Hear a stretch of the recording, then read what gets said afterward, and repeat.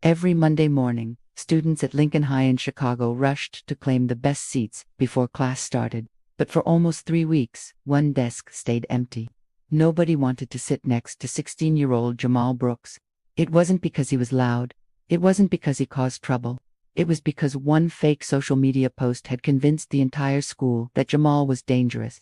The post showed a blurry picture of Jamal wearing a black hoodie outside a convenience store the night police arrested 2 teenagers nearby.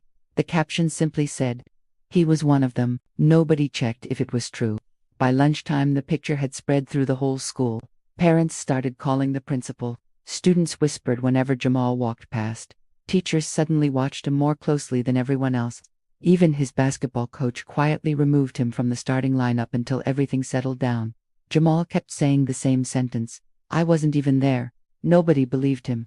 One Friday afternoon, the school announced a mandatory emergency lockdown. Someone had called 911 claiming an armed student was inside the building. Police surrounded every entrance. Students hid under desks. Teachers locked classroom doors. Outside, reporters started arriving. Social media exploded again. Within minutes, another rumor appeared. "It has to be Jamal." His name spread faster than the police investigation. Inside room 214, Jamal sat silently against the wall while everyone around him slowly moved farther away, even in fear. Nobody wanted to sit beside him. Nearly 40 minutes later, officers finally searched every hallway. They found nothing. No weapon, no suspect, no threat. The emergency call had been completely fake, but investigators weren't finished. The school security team checked every camera. Then they tracked the anonymous phone call. It didn't come from Jamal. It came from inside the school, specifically, from the student council office. Everyone expected another student. Instead, police walked into the hallway and stopped the school's most popular senior, the same student who had shared the original fake photo weeks earlier. His phone contained edited screenshots, fake messages, and evidence that he had created the rumor just to destroy Jamal's reputation before student elections. The emergency call was his final attempt to make everyone believe Jamal was violent. When officers placed him in handcuffs, the entire hallway fell silent. Students stared at Jamal. For the first time in weeks, nobody looked away. The following Monday, that empty desk wasn't empty anymore. 3 different classmates asked if they could sit beside him. Jamal smiled politely but quietly answered, "I wasn't looking for your seat. I was waiting for the truth."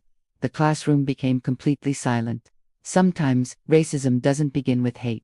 Sometimes it begins with one lie that everyone else is too willing to believe. The silence in the classroom stayed long after Jamal finished speaking. Nobody laughed. Nobody whispered. Even the teacher stood frozen for a moment before quietly asking everyone to open their books. But almost no one did. Every student kept thinking about the past 3 weeks and how quickly they had believed something without asking a single question. Jamal wasn't looking around for sympathy. He simply opened his notebook and started writing as if it were another normal school day. That calm reaction somehow made everyone feel even more uncomfortable. They expected anger. They expected shouting. Instead, they saw someone who had carried the weight of false judgment every single day without giving up. News of the arrest spread across Chicago within hours.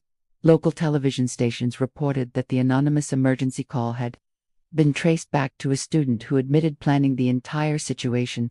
The investigation also confirmed that the original photograph used to accuse Jamal had been edited before being uploaded online. Security footage from the convenience store proved Jamal had never even entered the area where the arrests happened. He had been walking home from the public library nearly 2 miles away. The truth had existed from the beginning, but almost nobody cared enough to look for it until everything exploded. Parents who had complained about Jamal during the previous weeks suddenly became very quiet. Some avoided eye contact when they dropped their children off at school. Others privately admitted they had believed the rumors because they saw everyone else believing them too. A few even confessed that seeing a young black teenager wearing a hoodie made the fake story feel believable without any evidence. Those words were painful to hear, but they exposed a problem much bigger than one school or one neighborhood. Principal Harris called a special assembly for every student and teacher. The gymnasium filled slowly, but the atmosphere felt completely different from previous assemblies. There was no loud talking, no cheering. Students sat in silence waiting to hear what would happen next. The principal walked onto the stage carrying only a small folder. He looked around the room for several seconds before speaking. He admitted the school had failed Jamal. He admitted that teachers should have protected facts instead of following rumors. He admitted that fear had replaced fairness. Those words surprised everyone because very few school leaders publicly accepted responsibility. But he didn't stop there. He explained that new policies would require investigations before disciplinary action could ever be taken against a student based on social media accusations. Staff members would receive additional training on recognizing unconscious bias and handling rumor-based situations fairly. Students would also participate in workshops about digital responsibility, racism, and the real consequences of spreading false information. When the principal invited Jamal onto the stage, the entire gym looked toward him. Jamal walked slowly to the microphone. He could have embarrassed everyone who ignored him. He could have listed every student who laughed. He could have reminded teachers how they treated him. Instead, he looked across the audience and quietly said, "I'm not standing here because I won. I'm standing here because lies almost won." The sentence echoed through the gym. Nobody moved. He continued speaking. When people stop asking for proof, anyone can become the next target. Today, it was me. Tomorrow, it could be someone sitting beside you. It doesn't matter what your skin color is if people decide rumors are stronger than facts. Several teachers lowered their heads. Students who had shared the fake post deleted it from their phones before the assembly even ended. But Jamal understood that deleting a post couldn't erase weeks of damage. The basketball season continued a few days later. Coach Daniels visited Jamal's home personally. Instead of calling, he wanted to apologize face-to-face. He admitted removing Jamal from the starting lineup had been the biggest mistake of his coaching career. He said he should have defended his player instead of protecting the team's image. Jamal listened carefully without interrupting. When the coach finished, he simply asked one question. "If another student faces this next year, what will you do?" Coach Daniels answered immediately, "I'll stand beside them before I know whether it's popular." That answer mattered more than any apology.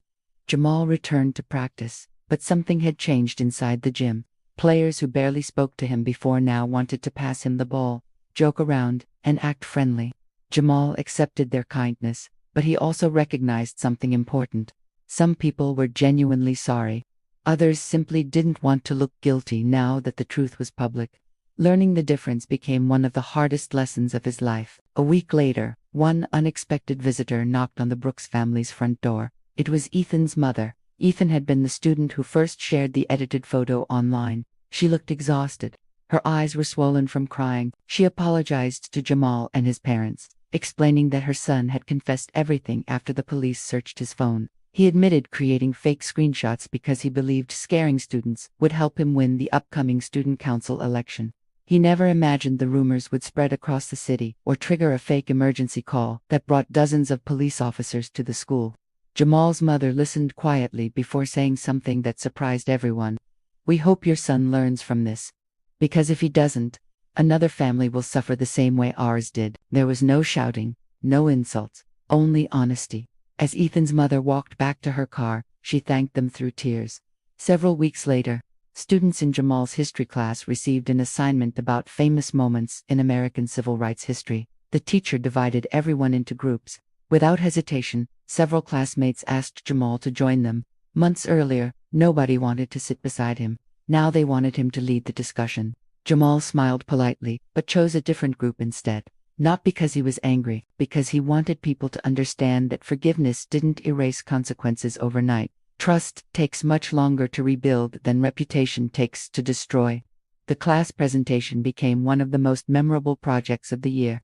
Instead of only discussing historical events, students connected them to modern examples of online rumors, racial profiling, and social media manipulation. For many students, it was the first time they realized history wasn't something trapped inside old textbooks.